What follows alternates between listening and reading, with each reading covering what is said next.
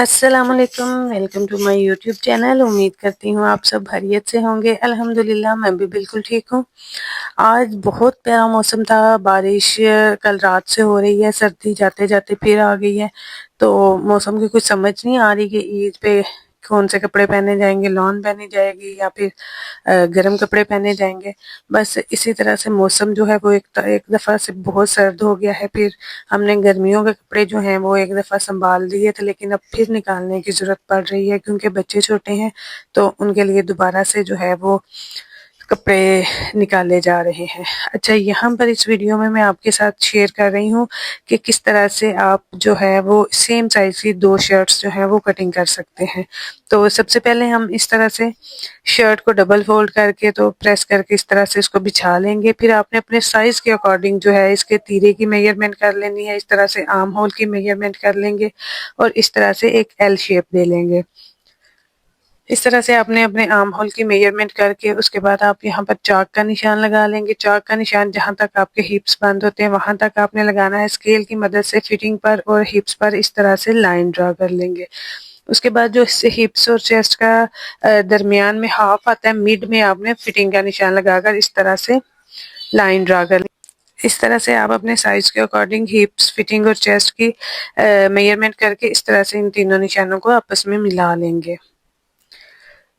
इस तरह से आपने अपने साइज के अकॉर्डिंग जो है बहुत अच्छे तरीके से मेजरमेंट करनी है, नहीं तो फिर आपके कस्टमर दोबारा वापस लेके आ जाएंगे, फिर दोबारा से आपको मेहनत करनी पड़ेगी।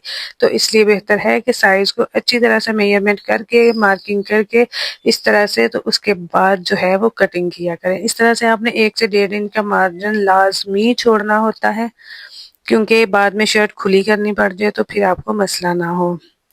क्योंकि हमारे पाकिस्तानी जो टेलर्स हैं उनके साथ ये बड़ा मसला होता है कि अगर किसी का साइज है, किसी का सूट सिलाई किया वो पतला हो गया तो वो भी टेलर का कसूर है, अगर वो बंदा मोटा हो गया तो भी वो टेलर का कसूर है।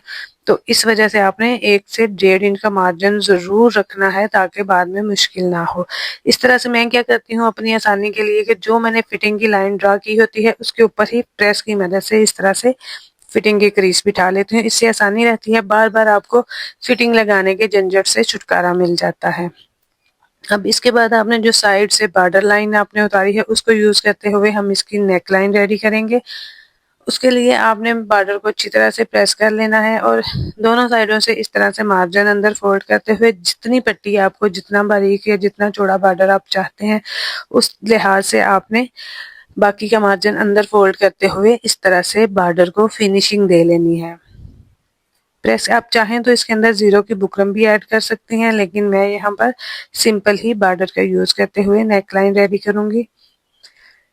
इस तरह से अपने शर्ट की फ्रंट पल्ला है उसको इस तरह से बिछा लेना है। जो आपकी सेंटर क्रीज है वहां पर आपने अपनी जो नेक लाइन है, जितना आपको गला जो है वो रखना है वहां तक आप इस बॉर्डर को अटैच कर लेंगे जहां से आपने अपने गले को बनाना स्टार्ट करना है। अब यहाँ पर इस तरह से आपने टर्न करते हुए त्रिकोण सी शेप देते हुए इस तरह से आपने इस बॉर्डर को शेप दे लेनी है और ग्लू की मदद से आप इसको इसके ऊपर अटैच कर लेंगे। मेरे पीछे जो वॉइस आ रही है उसको आपने इग्नोर करना है, क्योंकि ये सारी बाइक्स, सारा शोर सिर्फ उस टाइम होता है जब मुझे वॉइस ओवर करनी होती है, तो इसलिए इनको इग्नोर करना पड़ेगा। अब इसके बाद मैं आपको एक और मजे की बात बताऊं कि मेरे पास जो इस तरह से एक्स्ट्रा पेपर पट्टी के पीस बचते हैं मैं उनको फेंकती बिल्कुल नहीं हूँ, बल्कि इस तरह से इनमें ज्वाइंट लगाकर तो मैं इनको रीयूज कर लेती हूँ। इस तरह से आपने 3.5 इंचेस पर चौड़ाई और 5 इंचेस पर इस तरह से गहराई लगाते हुए इस तरह से राउंड शेप देकर आपने इस तरह से नेक लाइन की कटिंग कर लेनी है। बोट नेक की मैंने कटिंग की है। अब इस नेक लाइन को आपने जो एक्स्ट्रा फैब्रिक आपके पास है जो कटिंग में से निकलता है उसके ऊपर आप इस तरह से पेस्ट कर लेंगे। आपने बाजू के लिए जो एक्स्ट्रा फैब्रिक है उसके ऊपर गला बिल्कुल नहीं लगाना, वरना फिर बाद में बाजू बनाने का मसला हो जाएगा। इस तरह से नेक लाइन को इसके ऊपर पेस्ट करते हुए साइड से आधा इंच का मार्जिन छोड़ते हुए आपने कटिंग कर देनी है एक्स्ट्रा कपड़े को। फिर इसकी सेंटर क्रीज आपने लाजमी बिठानी है ताकि आपका गला जो है वो एग्जैक्ट जो है वो शर्ट के ऊपर बने। इस तरह से अब आपने क्या करना है कि जो सेंटर क्रीज शर्ट की है उस सेंटर क्रीज के ऊपर हल्की सी ग्लू लगाकर नेक लाइन की सेंटर क्रीज को इसके ऊपर लगाकर तो पेस्ट कर देना है। अब इस तरह से आपने जो एक्स्ट्रा मार्जिन हमने छोड़ा था उसको भी ग्लू की मदद से प्रेस के साथ इस तरह से अंदर वाली साइड पर फोल्ड कर देंगे। आपका बहुत ज़्यादा काम जो है वो मैं ग्लू की मदद से बताती हूँ ताकि आपको ज़्यादा मेहनत ना करनी पड़े और ज़्यादा काम आपका कम टाइम में हो जाए। अब इसके बाद हम साथ ही इसकी स्लीव्स की कटिंग भी कर लेंगे। उसके लिए आपने सबसे पहले अपने साइज़ वाली शर्ट के साइज़ के अकॉर्डिंग आपने इसकी लेंथ चेक कर लेनी है। मेरे पास जो लेंथ है वो कम है, इसलिए मैं इसके आगे बॉर्डर अटैच कर दूंगी। इसके जो आर्म होल है उसकी आपने मेजरमेंट करके तो जो मार्किंग की है उसके ऊपर आप इस तरह से इसकी कटिंग कर लेंगे। बहुत इसी तरीके से मैं आपको शर्ट की जो कटिंग है वो बता रही हूँ। नेक्स्ट वीडियो में इंशाल्लाह इसकी स्टिचिंग भी बताऊंगी। अब मेरे पास इसी साइज की सेम साइज की दूसरी शर्ट भी है, उसको भी मैं इस तरह से पैनल्स को अलग कर लूंगी। फ्रंट बैक और बाजू के जो पल्ले हैं उनको मैं इस तरह से कट करके अलग कर लूंगी। इसके बाद इनको प्रेस करके सेंटर क्रीज बिठा लेंगे। इस तरह से आपने दोनों पल्लों को ऊपर नीचे रख लेना है। अब जो आपने शर्ट कटिंग की है उसको इसके ऊपर रखना है इस तरह से। बहुत अच्छे तरीके से आपने इसको इसके ऊपर सेट करना है। अब आप देख सकते हैं कि जो हमारी मैरून वाली शर्ट है उसकी लेंथ बहुत ज़्यादा कम है, तो हमें इस शर्ट की लेंथ को पूरा करना है। तो उसके लिए हम क्या करेंगे कि इस तरह से हम ऊपर से जो है वो एक्स्ट्रा ऊपर कपड़ा छोड़ देंगे और बाद में जो हमारा ये साइड से हमारी जो कटिंग निकलेगी इसको यूज करते हुए हम ऊपर कंधों पर जोर डालकर इसकी लेंथ को पूरा करेंगे। क्योंकि आजकल शॉर्ट शर्ट कोई नहीं पहनता और मेरे कस्टमर की डिमांड थी कि आप बेशक ऊपर कंधे पर जोर डाल दें लेकिन शर्ट की लेंथ पूरी होनी चाहिए।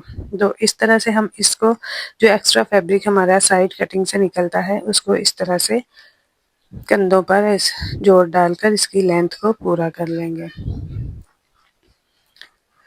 इस तरह से आपने इसकी कटिंग कर लेनी है। आप देख सकते हैं कि बहुत ही इजी तरीके से बहुत कम टाइम में आपकी 2 शर्ट्स की कटिंग हो गई है। जितने टाइम में आपने 1 शर्ट की कटिंग करनी थी उतने टाइम में मैंने आपको 2 शर्ट की कटिंग करना बता दी है। मैं अक्सर ऐसे ही करती हूँ कि जब मेरे पास एक साइज़ के बहुत ज़्यादा ड्रेसेस आए हों तो मैं 1 शर्ट की कटिंग करके रख लेती हूँ, फिर उसको यूज़ करते हुए बाकी ड्रेसेस की कटिंग भी करती रहती हूँ। ये बहुत ईजी तरीका है। इस तरीके को यूज़ करते हुए आप अपनी स्टिचिंग को बहुत ईजी बना सकती हैं।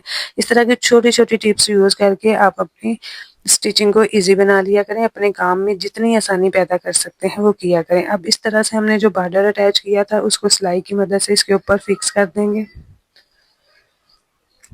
यहाँ पर मैं आपको गले की भी स्टिचिंग बता देती हूँ। नेक्स्ट वीडियो में इंशाल्लाह मैं आपको इसकी फुल स्टिचिंग भी बताऊंगी। इस तरह से आपने जो नेक लाइन इसके ऊपर अटैच की है उसकी जो बुकरम है उसके साथ साथ सिलाई लगा के अंदर से एक्स्ट्रा फैब्रिक कट करके इस तरह से मार्जिन का और पेपर पट्टी का रुख एक साइड पर करते हुए इसके बिल्कुल कॉर्नर पर इस तरह से सिलाई लगा देंगे।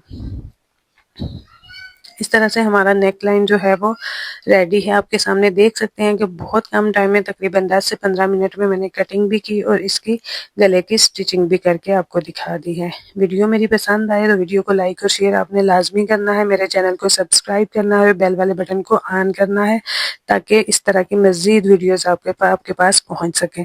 Next video